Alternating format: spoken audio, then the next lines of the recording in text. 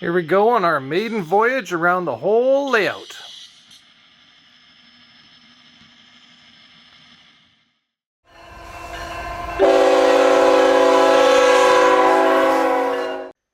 Nscaler454 here. Welcome back to the channel. We're straight into it right after the last video, and in this one we are planning to lay some track. Not all of it, but some of it. But the first thing I have to do is put in some super elevation in our curves, and I'm going to be doing that on 4 different tracks. Bam, bam, bam, and bam.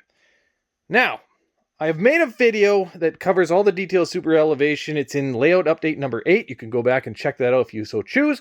But a real quick review, I put my shims, you could call it, on tape. I cut them into 5mm widths.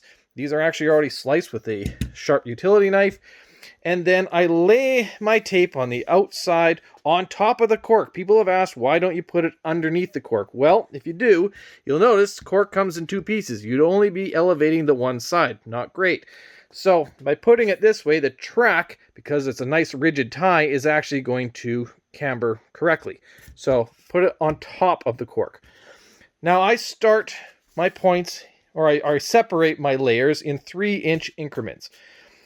Now, you'll notice I was going to start right here, number 1, but I moved it back to right here because I want a good amount of space before the turnout. So we're going to start layer 1, 2, 3, and 4. I can do 4 on this one. Over here, I can do 2 layers on this track, 2 layers on this track, and 3 layers on the upper track.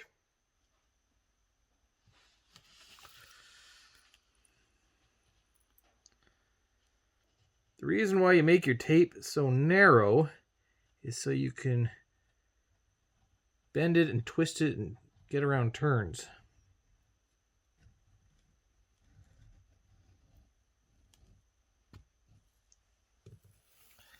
Start our second layer.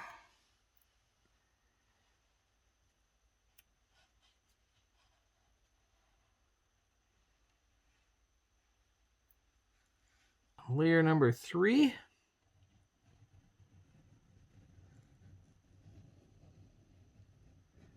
Finally, the last layer. This really doesn't take that long, honestly. I soldered these 2 pieces of flex track together because this joint is going to be in the middle of the curve, and that prevents it from kinking. I'm going to use this piece of Traxetta from Pico, 18-inch radius, and I'm going to bend these curves.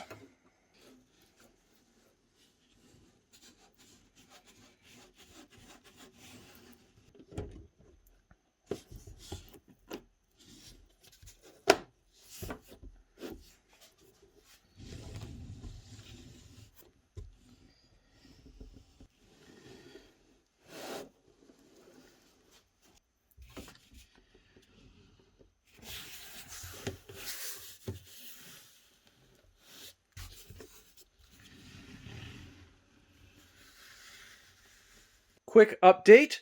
I have laid down, glued down, and pinned down all the track that I'm going to be doing for section 4 in this video, which means I am not going to be laying down all the track that I have planned for section 4 because the goal from the beginning is to tie in this section to section 2 and the rest of the layout so I can actually run continuous trains. So since I have all this done, we can work on getting these curves done. And then we can do the wiring, and we can run some trains. 3 days later. Finally, we have this done. It is all tied into the rest of the layout, and we have a continuous loop. I am very happy about that. But it didn't come without a few issues and snags. Right here, I forgot to put in a plastic rail joiner, so I had to lift this turnout and put one in. I drilled the hole wrong for my frog wire, so made a little channel for that. I had a bit of a gap right here that I had to cut some track and solder that in.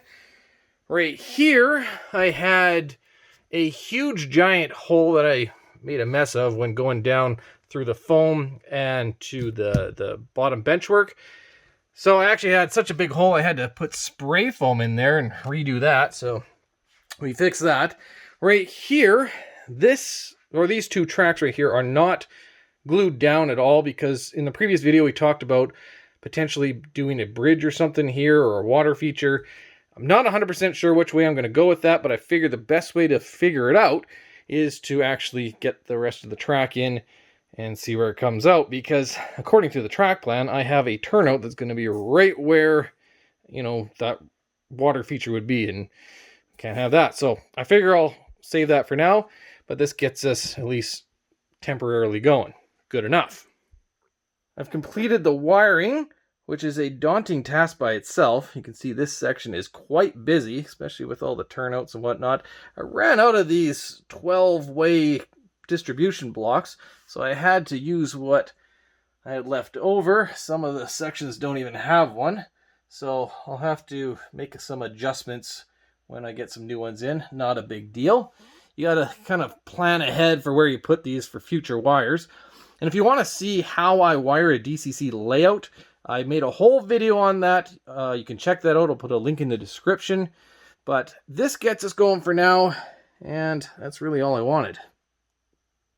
I did spend some time cleaning the track, both by hand and also by running these little dust monkeys on some of the freight cars, and only in small bursts, because I wanted to make sure that the train will pass through some of these turnouts, that the wiring is correct.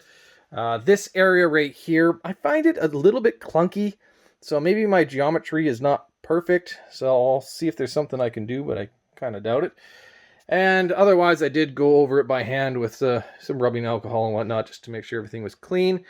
But I have yet to do a full loop of the layout, so I'm thinking we'll pull out the Atlas GP40 locomotive, because it has sound. I want that. And we'll put a small train together, and we'll take our maiden voyage around the layout.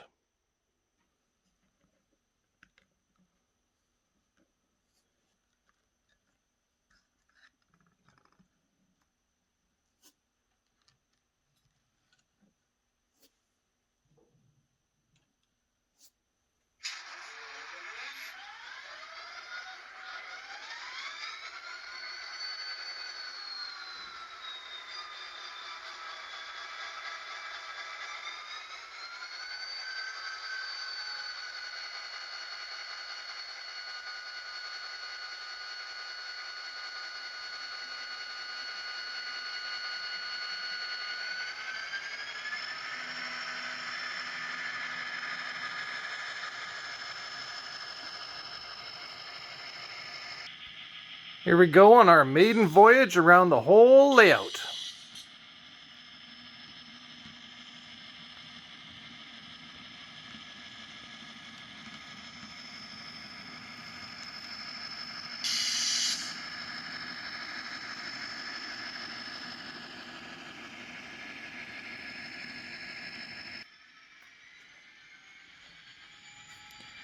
We're coming off that 18-inch radius curve, going up our 2% grade hill.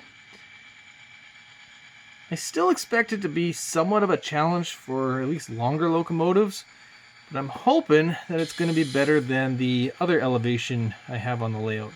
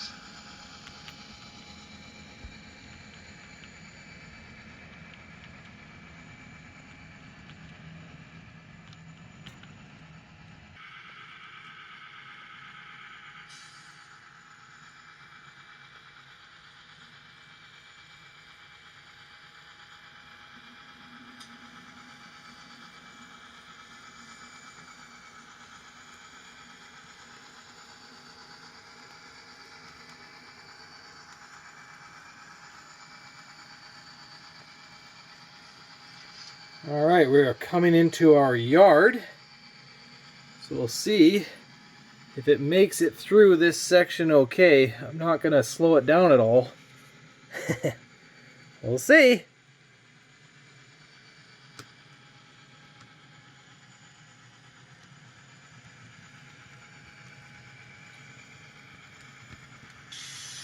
Oh, that went through nice.